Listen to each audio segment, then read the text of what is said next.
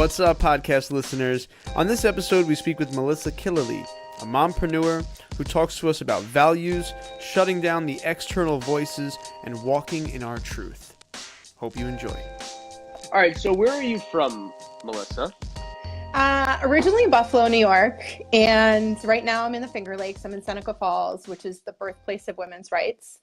I love to point that out only because I'm active in work that goes on here in terms of empowering women and that sort of thing. So we have the Women's March actually January 19th, which is a really exciting event in our town.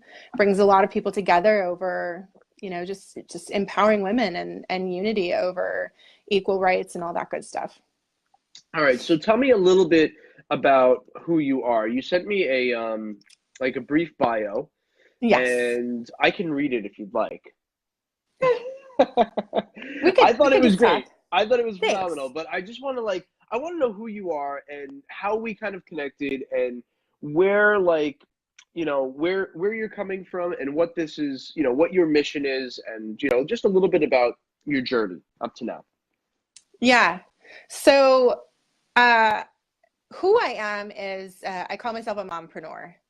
So, always balancing the busyness of being mom first and then building a business from home. Although I'm hardly ever home. Really, it's all about just getting out in the world and building relationships with people and creating community. But my past has really it's been a journey of twists and turns, right? It's anybody who is an entrepreneur knows there's never a direct line from A to B, right? It's this crazy jagged path all over the place. And I spent 10 years in finance. I left grad school, having this idea of going out and changing the world through public administration, and took a quick turn into public finance. But ultimately where I am now is in a place where all of that has come together, right? And what I see is I value education. I value being able to lead and inspire others to be the best version of themselves, and here's where all of us can stop complaining about Facebook algorithms, because yes, they're frustrating. They change all the time and things can get crazy. But the way you and I connected is, Facebook simply knew that message would speak to me. Right? That being the lead in your life would speak to me, because I'm constantly talking about how we are the author of our story, and we have to pick up the pen and write, right? Or else we're going to be a character in somebody else's book. And I truly believe, Brene Brown's quote is one of my favorites, that owning our stories is, perhaps the bravest thing we'll ever do. So I'm excited to be here just because I feel like that's a lot of what you help people do through the process of being part of this I Choose series, is helping people truly own their story and pull it all together in a meaningful way to share it with the world. Well, thank you. And yeah, I'm super grateful that we connected because, this is a passion project. And what I'm seeing is that, I'm a filmmaker first. I don't know if you know that or not, but I have some feature docs under my belt, and I've been doing film professionally for over 10 years. And it's what I do. I love it. I'm a storyteller, a visual storyteller. And the I Choose campaign, it was just something, it was personal at first. And I just needed that reminder that it doesn't matter what's going on in my life. I'm always one choice away from bettering my own circumstances. And that choice comes from me. And so, once I started kind of grappling with that, I really wanted to engage and jump in and share other people's stories. And I feel like the medium of film and the art of visual storytelling is kind of changing a little bit, which is why we chose to do I Choose Hope as a short documentary film and just put it out for free on social networks and allow everyone to engage with it. I had no idea I was going to be doing the Facebook Lives every week until people who were touched by the film started asking me if I could tell their story. And the emails that I got, I was like, man, I can't bring a whole crew up to every person's story right now. I'm not there yet. And so the Facebook Lives, I think, are a phenomenal way just to open up the doors and engage and talk to people. And through conversations, not only can we learn about others, but I really think we get to learn about ourselves and who we are and who we're created to be, and challenging each other and talking and engaging. I mean, this is how we open up the doors in our minds to actually think. Yes. We're not thinking unless we are engaging. That's my Right. opinion, Right. If we're just Right. sitting there and we're playing other people's thoughts in our minds, or things we heard or things we saw on TV, those are put there. But when we sit down with another human being and we have open dialogue and conversations about things that matter, then not only do our hearts change, but there's something that builds between those two people and that community, and it spreads. And that's what Right. I'm It's a starting to ripple see now. effect. That's what I'm starting to see now with this. And I am so humbled and just moved by what it is that this I Choose series is becoming. And it's because people are tuning in and digging it. Yeah. Yeah, I love it. And I had to sit and reflect on it, because I was like, what are some of the choices that I've made in my own life that have been that one choice, away from that next version of myself, right? And there have been so many. But even hopping on here tonight, I choose courage, right? Because how easy would it be to just say, I don't want to put myself out there, or I don't want to be vulnerable. We haven't prepped for this, or we didn't, talk. We didn't get to know each other. We're literally getting to know each other in this very moment. But here's the thing. This is the way I love to think about platforms like Facebook. This is your I Choose page is your business. You're standing out front of your storefront. I picture 1920s New York City. You're standing out in front of your storefront, you're shaking hands and you're talking to people. And I just happen to have a business across the street. And I came over and we're shaking hands and now we're talking to people, right? Except for now we get to do this on whatever level we want. We can do this globally. We can do this, all different kinds of ways with people who are all around the world, but still have that personal feel of standing outside your shop, shaking hands and talking to your neighbor. Do you know what I mean? It creates something deeply personal on a platform that people are constantly complaining about becoming impersonal. We talk about using technology to detach from the world, but let's turn that around. Let's use technology to reconnect with one another, to actually create meaningful space. I see Loretta, the woman that I was talking to before, she's got a couple different pages that I really love. She's all about sparking joy for people, and helping them see that light within themselves. So if we could do more of this, this is where it's at. This is where we actually can connect with each other as human beings. Not, what's the summary? I love the fact that you didn't read my bio, because it's not about the summary of what the years have been. It's about what's in my heart and who do I show up as, right? Absolutely. What's the feeling that guides me in this life? Yeah. Absolutely. Yeah. Yeah. And, I think that, I think what's really interesting also about this, another aspect of it is, who knows what Facebook Live is going to be like 2 or 3 years down the road, right? When we go to iPhone, 12 and 13 and, 5G and we've got our speed. VR headsets. Yeah. Exactly. And what I love about this is that this is almost because I'm in documentary films and I've done documentaries for my whole life as my professional career. This is almost in some way like a documentary, because it's this slow build of what things are and where things could go, and I'm fascinated by that, because I don't know what it's going to be. But I have to say that, again, being able to think for ourselves, I think, is key, because part of the reason that I wanted this whole I Choose thing to stand out, and part of the reason why we say take the tagline is take the lead in your life story, or you are the lead in your life story, is because I'm a New York guy, New York City guy. And I've said this before, but you can walk through Times Square and there are 1,000 advertisements telling you what to wear, what to look like, what's cool, what's pretty, what's not. And the reality is that no one's asking you who you are. No one's asking you who you are anymore. And we're all just, if we look at social media and we look at it in that negative light that you were saying with the algorithms and this and that, I feel like we need to kind of rise above all of that and really kind of come to grips with who am I? Who am I created to be? What is my purpose? What is the meaning of my life? And if we start asking these questions, it's going to be difficult, because like you said, it's finding yourself, and you have to face that that person in the mirror. You've got to own it all. You've got Yeah. to own it all. But speak about that, because I know that, for you, from what I'm reading here, not only are you a full-time mom, but a social marketing professional, life and business coach. What do you see when talking to people about like some of their biggest struggles right now?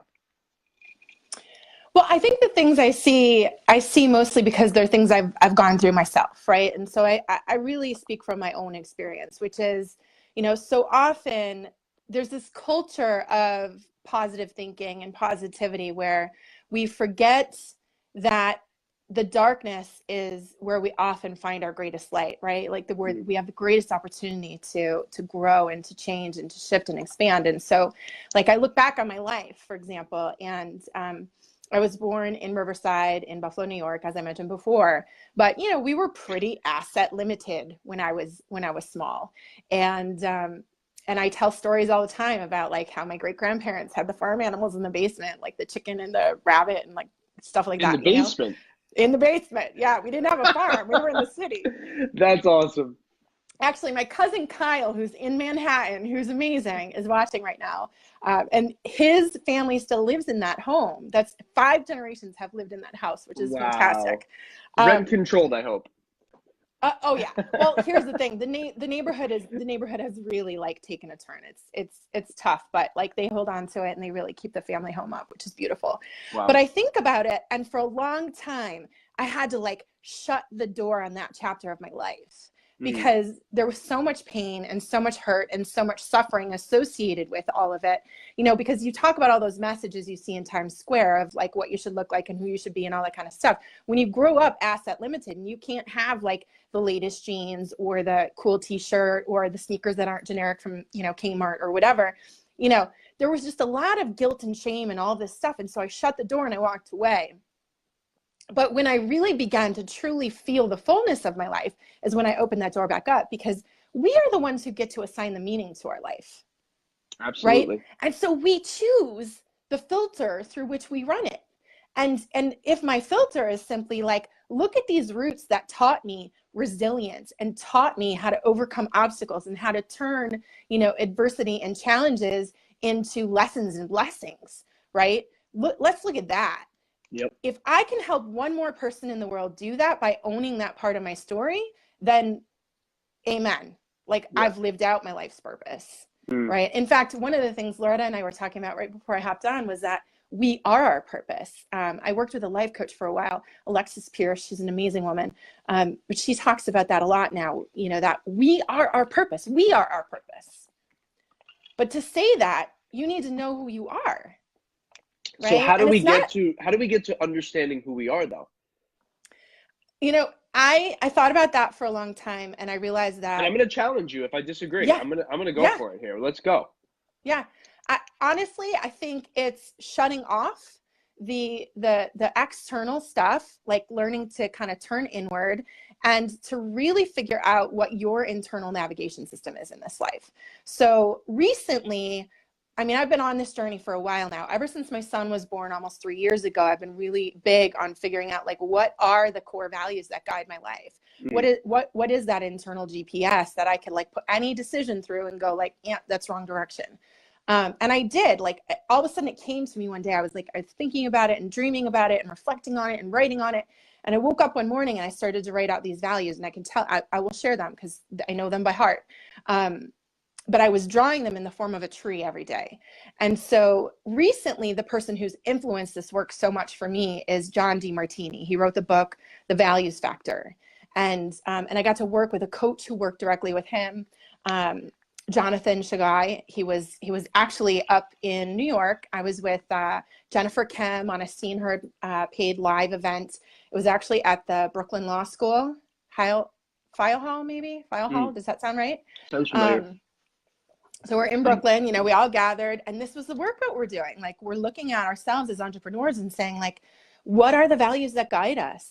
And how do we continuously use those values to guide us rather than all these external, you got to go to school and get the job and get the grades and make the raises and no, this life is shifting. It's changing. Yeah. If you have a passion, if you have a drive to get out there and share a message with the world, like, I'm not advocating that people don't go to school. That's not what I'm saying. But like, you could skip a lot of things and you could just get out there in the world and make a living for yourself because you're willing to put your voice out there and live your passion.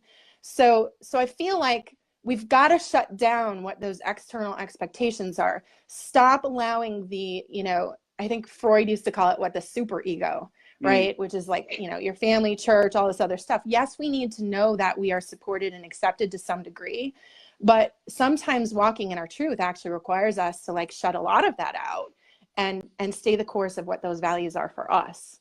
So that's part of it for me. It's not the whole answer, but I'm curious what your thoughts are, because it sounds like you're pretty passionate about that. I do know that part of the answer is in the message that you share through this platform, which is that you have to take the lead.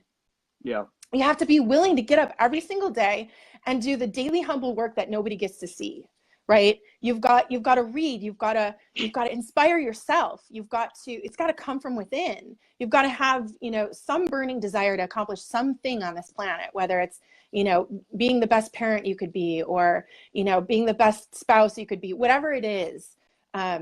There's something that has to move you, or else, we end up in that category of people living quiet lives of desperation instead of these, amazing lives of inspiration. Right. Yeah.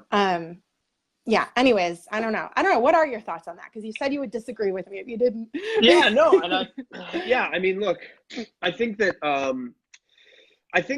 number one, we have to be honest with ourselves. I think that is so important. And I think that we need to, if we agree with something, then we need to agree with it, vocally, internally, externally. If we disagree with something, we have to disagree with it internally, externally. Like, we have to be true to ourselves. And I think that we have something inside of us that we can trust, that we understand the difference between right and wrong, and I'm very cautious about like going with, I don't want to sway with whatever the world says, because the world flip-flops and changes its direction whenever it changes its direction with a new hit song. You know what I mean? Like, it's that quick.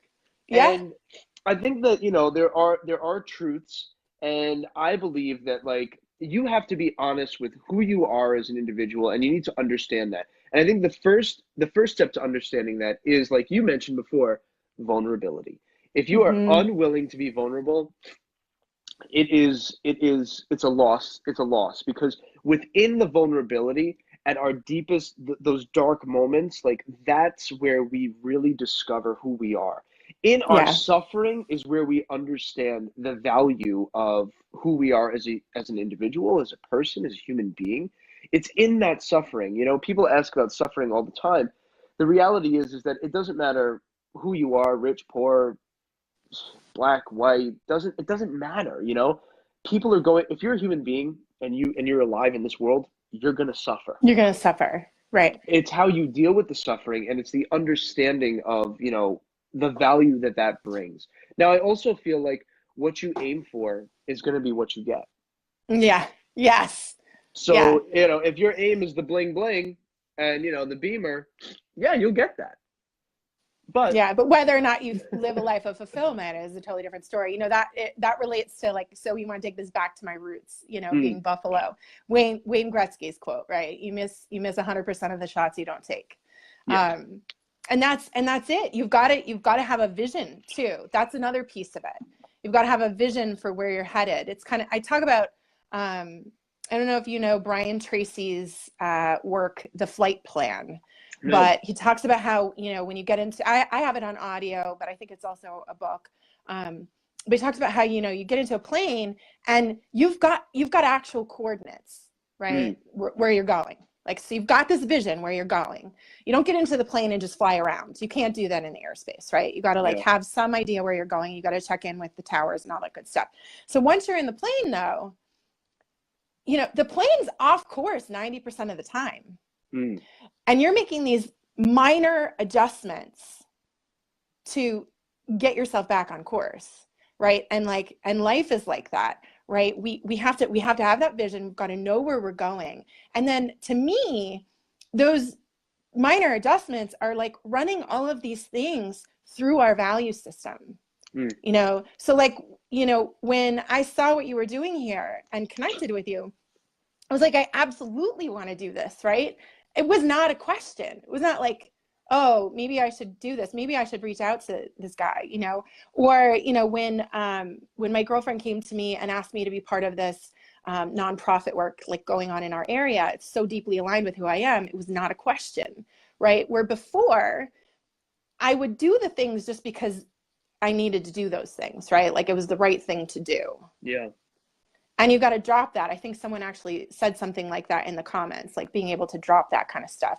By the way, you have some great fire tenders. You've got like, you know, I see like Joe and Bria and Eddie and like all these people who come on. So that's amazing. Shout out to like the fire tenders, right? Fire tenders. I love that. That's so cool. Well, to all the fire tenders out there, we love it. Yeah, they're great. That's awesome. You know, I also think that we have to allow for growth. I think that Yes. one of the mistakes we make, and I know that I made this mistake just growing up, and I think it's very common of people, is that, you know, 18, 19, 20 years old, we put the box up, right? And we have these rules that we live by in this box. Mm-hmm. And we Mm-hmm. make projections for what our 50-year-old self should be like, you know? And Yeah. the reality is that, you know, when we get to 50, would we want a 20-year-old making the decisions for us? Mm-hmm. Probably not. Mm-hmm. So I Mm-hmm. think the important thing here is that, you know, I say this often. I mean, I feel like I'm not going to say, you know, we don't know shit, but I feel like, you know, having this understanding of who you are and having the aim is right on point, but you've got to be willing to open up your mind and to grow throughout the process. Otherwise, Yes. you will stay at that, you know, 18 to 20 mentality while you're in your 30s, while you're in your 40s, and then you get to your 50s, and now you have no choice but to live within that box that you created. Because if you don't live in that box that you created, you'd open up a whole new box and say, what was wrong with me then? And it'd be Right. much more difficult to face your 50-year-old self than your 20-year-old self. Yeah. So I got to tell you, you might love this book, Running from Safety by Richard Bach. If you haven't I'm going to read write it, it down. Running from safety? Running from Safety. Yeah. He Okay. also, most people know him because he wrote the book, Jonathan Livingston Seagull. Okay. Right. But it's Jonathan Livingston Seagull. So in that book, he is the 50, 60-year-old self, like sharing back with his, I think, 6 or 9-year-old self, like lessons from life. Yeah. Similar to what you're talking about. So yeah, definitely check that out. I think absolutely amazing. I will check it out. But I feel like, you know, you just graduate and you just graduate college and you feel like, yeah, you got all the answers and, you know, and it's like, no, that's not the real world. You know, the real world is like constantly being open to growth, constantly reaching outside, you know, for the discovery. And I'm not gonna lie, but like getting to know yourself, it's difficult. Yeah, It's a you have to be challenge. willing to face that person in the mirror for sure. Yeah. And, you know, and on this topic too, you know, I want to share, this is something I'm super passionate about, which is 20 years ago, even when I was in school. So I studied psychology for undergrad. You know, we had this paradigm that was like, you studied childhood up to adolescence, right? Yeah. And then you studied aging.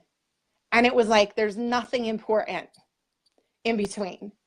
Where we have learned in these last 20 years how what you're talking about, growth and the ability to, like, life really begins, you know, when we leave college. We still have so much to learn. We've got so much experience to take in.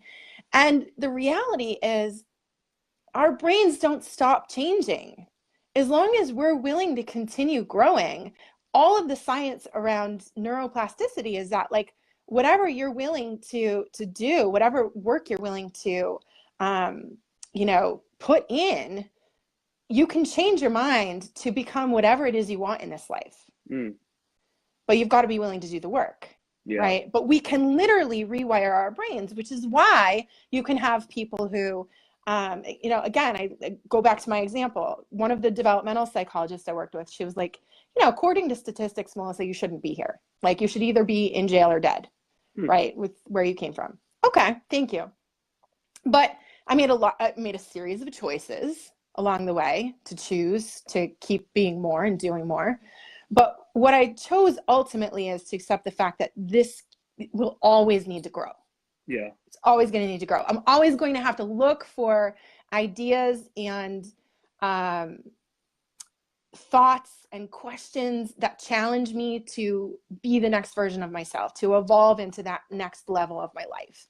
And we don't do that by standing still. We don't do that by, you know, allowing status quo to take control of our lives. Yeah. It just doesn't happen.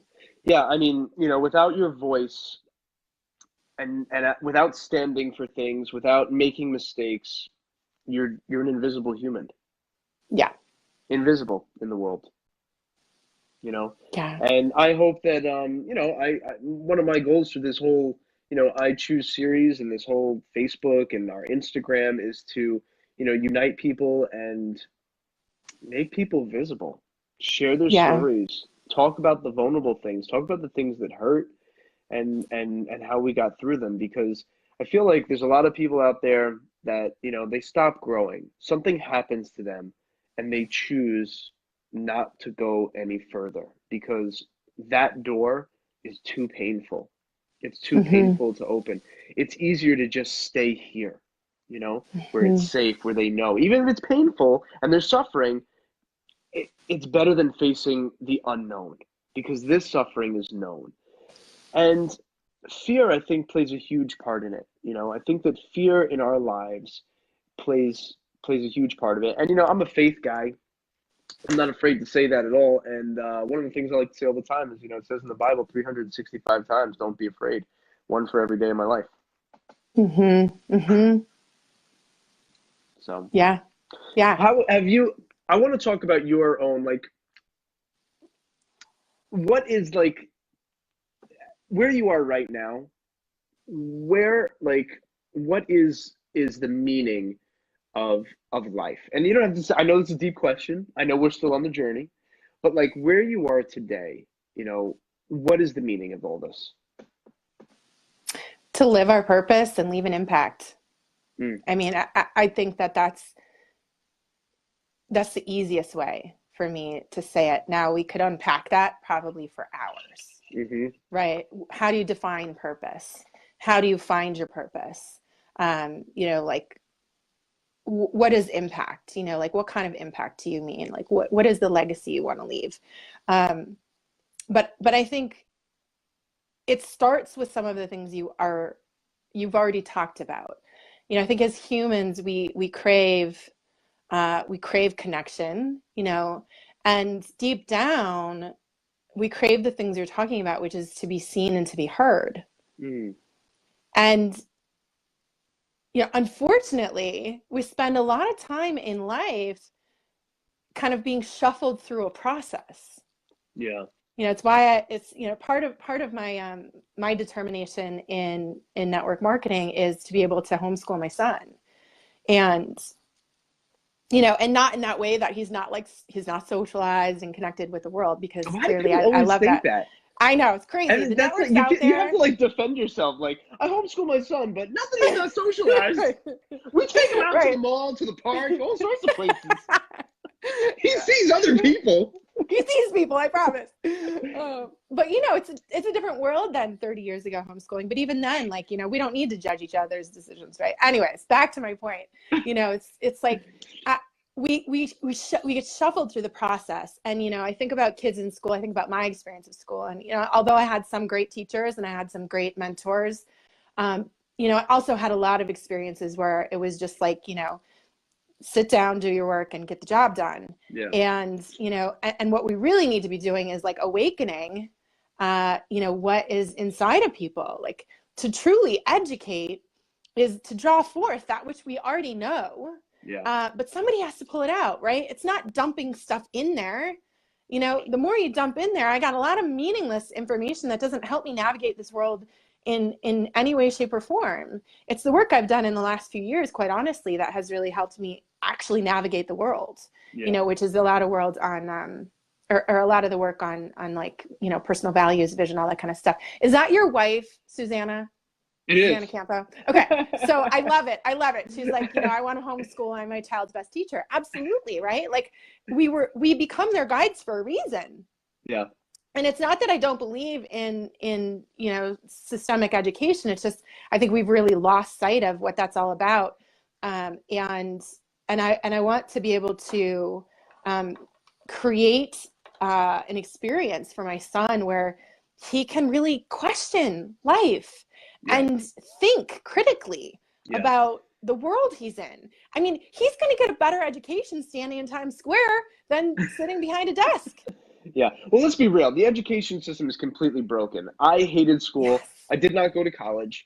I was never I don't think that I was the greatest student.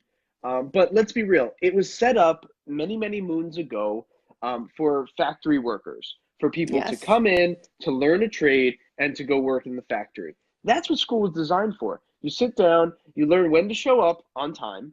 If you're late, you get a demerit. You learn how to behave while you're there, and you learn that when you go home, you get your little, you know, you get your little lunch, you eat your lunch, your snack, and you go home, Yeah. and you do some homework while you're at home, and then you go back the next day. Yeah. But Yeah. like, it is not set up for critical thinking. It is not No. set up in a way that brings people to look. The world is changing today.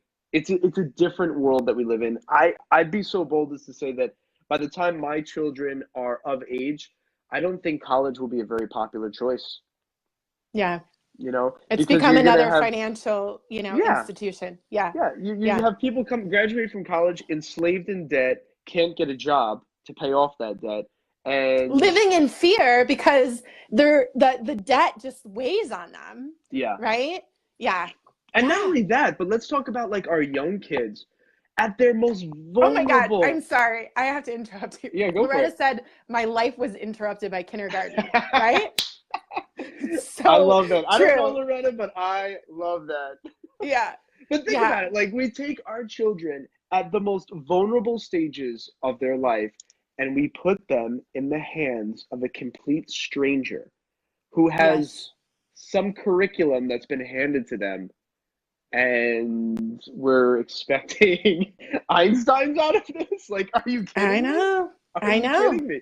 So listen, I commend you. I mean, the fact that you can homeschool your children, I wish that I had the ability to do that. Maybe my wife and I will talk about it after the show. Yeah. Well, I want to talk to your wife. I'm like, she and I need to have a virtual Yeah. coffee. And next time I'm down in Do New it. York, we got to get together. But Yeah. I mean, one of the things that I learned recently really blew my mind. It's this, you know, we're using on average like 5 to 10% of our brain on a daily basis. Man, Right. doesn't And that so suck? I it's wish I could tap crazy. into more. Yeah. And you can, I'm right? trying. You got to like, who's one of the best guys for that is, if Chris Felice is watching this, he could drop the name Come on, in the Chris. comments. This is Yeah. your moment. Oh God, who is it? I'll think of it before we get off. But you know, it's getting into that subconscious, right? Mm. Because 95%, that other part that we're not using is the subconscious. And that's really what's guiding us. That's why we can get up in the morning and do all the things we do without questioning.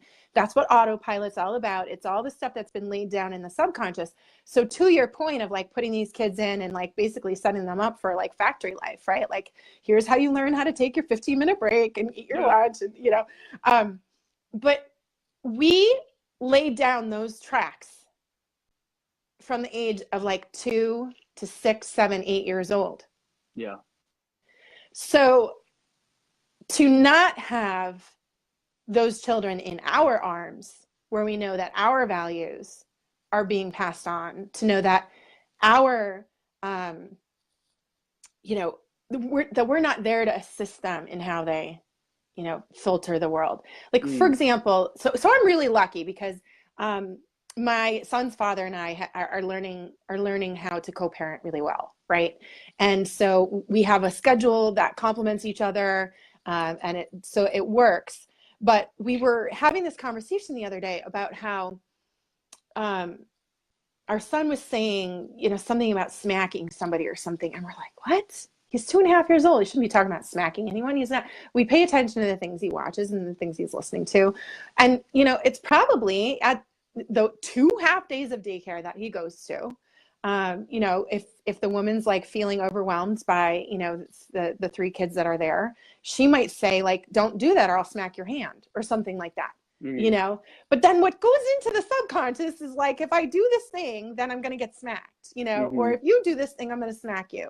Right. And that's the thing. We have to be so careful about our language, about how we communicate. They're learning so much more than what we're teaching them in any given moment. They're taking in everything.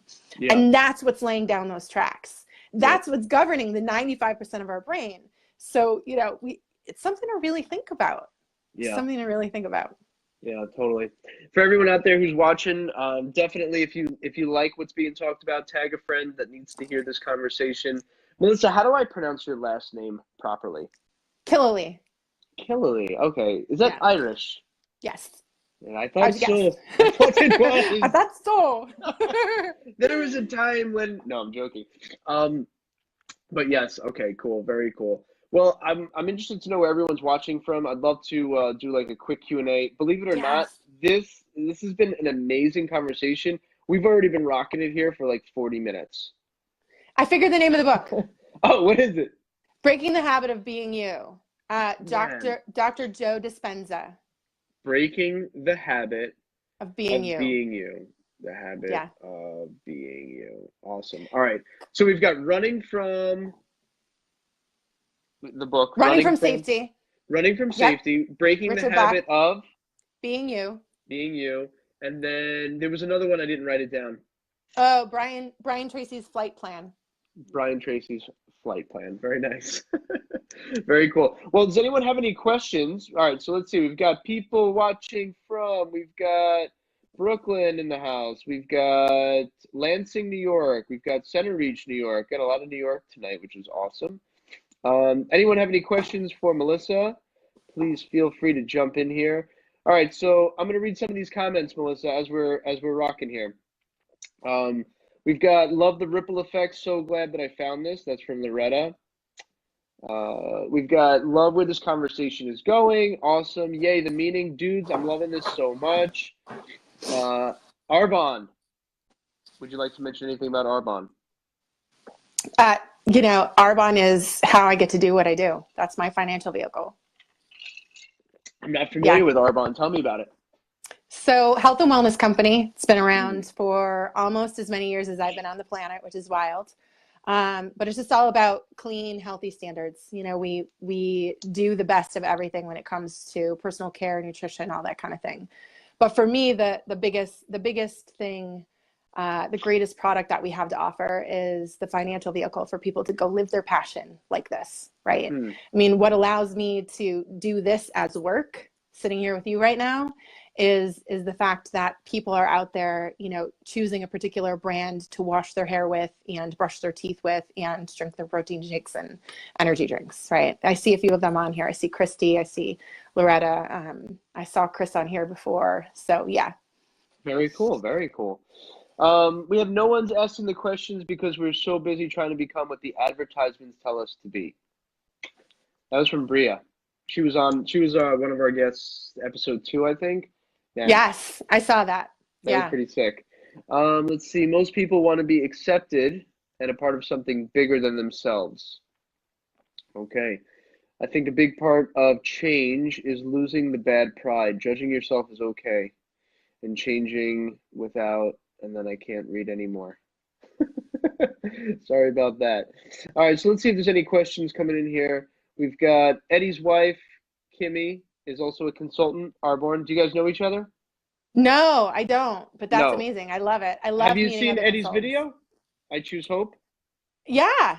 Okay, very cool. Well, Eddie's wife, Kimmy, she's awesome. She's in there at the very, very end, and she is a consultant for Arbonne. I cried after that video. Yeah, it was amazing. Oh, yeah? All right, good. Well, I mean, look, to be honest with you, I'm blessed and I'm grateful to know Eddie and to be able to be the guy to share his story. We have 9 more lined up that are about a variety of different topics. Like we have I Choose Joy, which is about faith and family. We have I Choose Forgiveness, We have I Choose Life, which is about suicide prevention. We have just I Choose Kindness, which is about a Jewish woman who lives in Israel. I think that's phenomenal. I can't wait to film that. Oh my Because gosh, that that's amazing. and it ends with I Choose Kindness. I think it's going to be just really, really cool. Let's see here. All right. Well, I don't think we have any other questions. Is there anything else, Melissa, that you really wanted to get across, here tonight? I'm really grateful. I love the topics that we discussed. Is there anything important that you really just wanted to say? Because we had a lot of people tuning in tonight. I think the thing that is so important to me, you said right in the very beginning, which is that we all have something inside us that we can trust, Mm, right? And we need to get back to that. We need to find it. It gets buried in all of the things that we pick up through the years of our lives, that the messages from media and all of these external sources. And if we could just kind of like peel it away, what we find is that voice that we can listen to, that knows the way, that knows how to get to where we're going. It is discovering, your values and your vision and allowing those things to guide you, but that voice knows, mm, right? That's just figuring out the vision and the values is just putting words to it. The voice knows, period. Like we have that connection to our greater source, whether it's God, whether it's the universe, whatever it is you want to call it. We all have it. And yeah. so just know that, because I know for me, like in my darkest times in life, that's what kept me going. Like it was like knowing like I'm here as a spark of that. I'm here connected to that. It's like, when we say namaste after yoga, so many people don't realize that what we're doing is acknowledging the divine within you and me. Mm. And that's our connection to the universe, to God, to our higher power. So just trust it. One thing I feel in my heart I have to comment on what you just said Yeah. is I think that there are people out there who you were talking about, finding themselves and being buried underneath all this shit that the world has put on them and all the stuff they've gone through. For anyone out there who's like, as they start uncovering it, they say, man, I can't do this anymore because of the shame. Something maybe that they've done. Like Mm-hmm. forgiveness is key to development. It is Yes. absolutely necessary, not only for you to forgive yourself, because I know that's a big thing right now, right? Forgive yourself for everything you've done. I get it. That's the Mm-hmm. trend right Mm-hmm. now. But like, yes, seriously, forgive yourself and also forgive others. Forgive people who have hurt you, for people who have done you wrong, and for people that you've done wrong, seek forgiveness in this little piece, of choosing to forgive, as hard as that is, it's where we can truly go to the deepest depths of our being.